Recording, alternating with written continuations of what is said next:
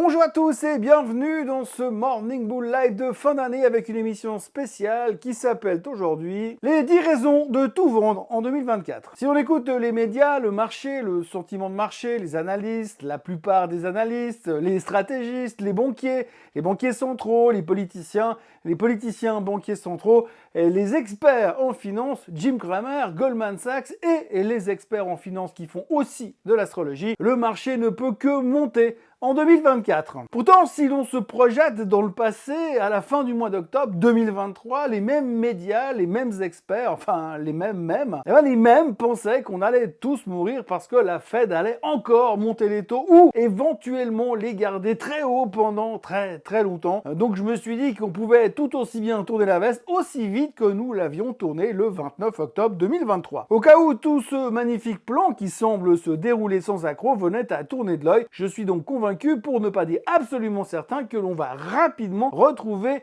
les bonnes excuses pour tout vendre et partir ouvrir une maison d'hôte en Provence, comme à chaque fois que ça part en vrille d'ailleurs. Voici donc les 10 raisons de tout vendre en 2024.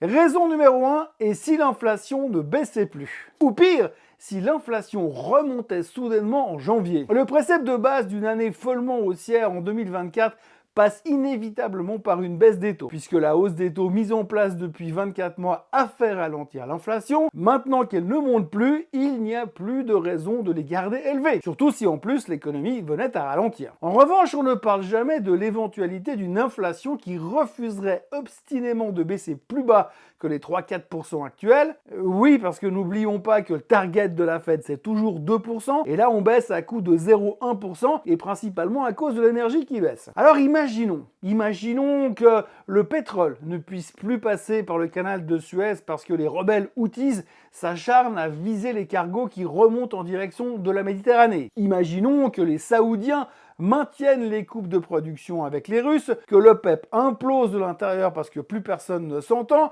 à cause de l'argent, que les Israéliens continuent leur projet de grand parking à Gaza et que les tensions reprennent au Moyen-Orient. Imaginons que les prix de l'énergie repartent à la hausse. Est-ce que nous pourrions compter sur le prix des matières premières pour compenser l'augmentation? Alors je suis tombé sur un calculateur d'inflation qui me disait encore hier que pour maintenir le niveau de vie d'un salarié qui gagnait 100 000 francs suisses en 2020, il faudrait gagner 125 000 francs suisses en 2024. Pas sûr que l'augmentation de salaire ait compensé la différence. Je dis ça, je dis rien, mais il faut peut-être pas compter sur les commodities pour baisser violemment. Donc, admettons que l'inflation ne baisse plus et que la Fed décide soudainement de ne pas baisser les taux. Enfin, pas tout de suite, ou pas aussi vite que ce qu'on attendait. Nous qui avions tout prévu pour que ça baisse en mars, ça ferait déjà une belle première raison de baisser. Tiens, d'ailleurs, la seule base de comparaison que nous puissions avoir sur la lutte de la Fed contre l'inflation, c'est ce qui s'est passé dans les années 70. À cette époque, alors que la Fed a pivoté et commencé à envisager de baisser à nouveau les taux d'intérêt,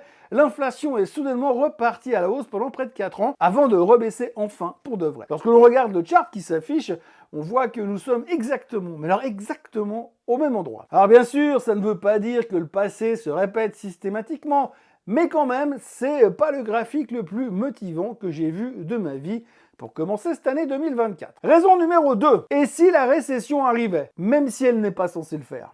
Je vous le disais dans la vidéo 10 raisons pour acheter en 2024, il y aurait 60% de probabilité de voir une récession arriver. Goldman Sachs n'est pas d'accord et Yellen non plus. Yellen peut changer la définition de la récession autant qu'elle le veut pour faire plaisir à Biden, mais pas à Goldman Sachs, même si c'est Goldman Sachs. Donc l'emploi semble donner des signes de faiblesse, très légers, mais quand même.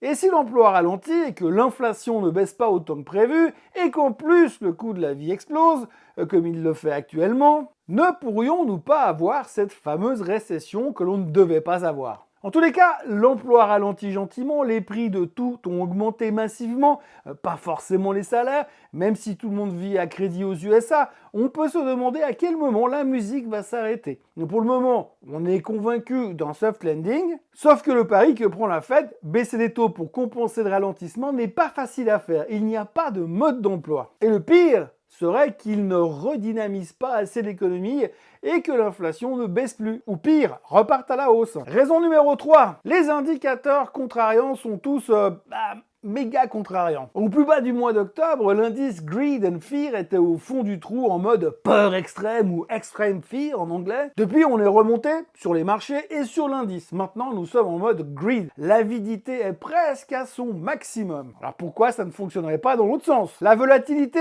elle aussi, est au plus bas. Personne n'a peur. Personne ne veut acheter des puts de protection. Le put-call ratio est au plus bas depuis 17 ans. Je ne veux donc pas dire que c'est une évidence que le marché va se faire démonter, mais disons que la dernière fois que nous avons été à l'exact opposé, fin octobre 2023, le marché a repris plus de 16% en 40 jours de trading à peu près. Alors pourquoi pas dans l'autre sens? Raison numéro 4. Les signaux bizarres qu'on ne comprend pas forcément mais qui mettent le doute quand même. La divergence entre le S&P 500 et les jobs disponibles. En général, les jobs et la S&P 500 avancent de pair. Et là, quand vous regardez le chart qui s'affiche, eh bien, ça se passe de commentaires. Soit le marché de l'emploi va exploser pour rattraper le S&P, soit le S&P revient sur le marché de l'emploi, sinon la divergence s'accentue. Et à un moment, l'élastique va forcément finir par nous péter à la figure. Là aussi, le marché de l'emploi a été un des chiffres clés que l'on a observé ces derniers mois. La Fed voulait que l'emploi ralentisse avant d'envisager de pivoter. Le problème avec le marché de l'emploi, c'est que c'est l'inertie de son ralentissement.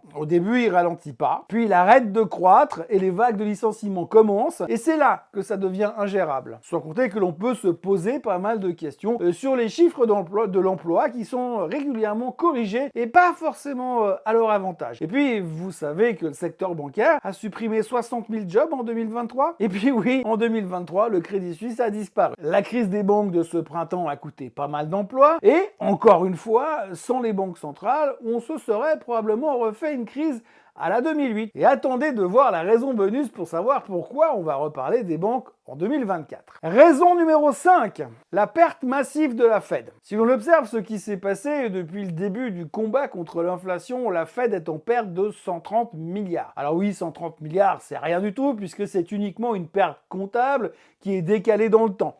Mais dès que la Fed regagnera de l'argent, elle remboursera le Trésor américain. Sauf que l'on commence à se poser des questions. Toutes les banques, on le sait, sont régulées par la Fed. Le consommateur est régulé par la Fed et par le gouvernement. Mais dans tout ça, qui régule la Fed finalement? La bonne nouvelle, c'est que la Fed a indirectement accès à l'imprimante à dollars et que c'est facile de rembourser quand c'est toi qui imprimes l'argent. Mais ça me fout quand même la trouille. Donc attention à ce montant de 130 milliards de dettes. Ce qui nous amène immédiatement à la raison numéro 6, la dette abyssale du gouvernement américain. Aux dernières nouvelles, la dette du gouvernement US est de 34 000 milliards de dollars. Elle augmente de plus ou moins 1000 milliards de dollars toutes les 6 semaines, et les intérêts de la dette sont actuellement plus élevés que le budget de l'armée américaine, ce qui n'est pas peu dire. Donc Biden et McCarthy ont trouvé, en juin dernier, un accord qui leur a permis de faire sauter le plafond de la dette. En gros, et pour faire simple, les gars peuvent taper dans la caisse absolument sans limite, c'est open bar. Ensuite, en janvier 2025, juste après l'investiture du nouveau président, ou du même très vieux président, il faudra en reparler. Sauf que d'ici là, tout devrait être hors de contrôle. Le ratio dette PIB américain frise les 130% et d'ici 2030, on devrait atteindre les 200% et les 50 000 milliards de dettes. Mais c'est pas grave, c'est les USA et pour l'instant, le rating est toujours plutôt correct, même si les grands noms du business des notes de qualité des emprunts, S&P, Moody's et Fitch, commencent à ruer dans les brancards très délicatement, mais il commence à ruer quand même. Bref, quand on se souvient que quand Obama est arrivé au pouvoir, la dette US était de 8000 milliards, on peut se demander si son prix Nobel de la paix n'aurait pas dû être remplacé par un prix Nobel d'économie qui aurait peut-être fait gagner du temps aux Américains, surtout de l'argent. Raison numéro 7, l'endettement des ménages, cartes de crédit, prêts étudiants, hypothèques, etc., etc. C'est la raison que j'ai probablement abordée le plus souvent au courant de ces derniers mois. Avec les taux qui sont élevés, nous n'avions jamais eu autant d'endettement aux USA, rien que sur les cartes de crédit. Nous sommes à plus de 1000 milliards, c'est du jamais vu. Et lorsque l'on sait le taux débiteur sur ces mêmes cartes de crédit, on se dit que la mafia, qui a inventé le racket et l'usure entre autres, était plutôt sympa au niveau des taux. Mais aujourd'hui, il y a un nouveau souci, le taux de défaut sur les prêts et sur les cartes de crédit. Selon les derniers chiffres, le taux de défaut est à 7,5% et c'est plus haut qu'en 2008. En résumé, le consommateur subit l'inflation de plein fouet et en plus, sa carte de crédit lui coûte un bras, pour pas dire les deux.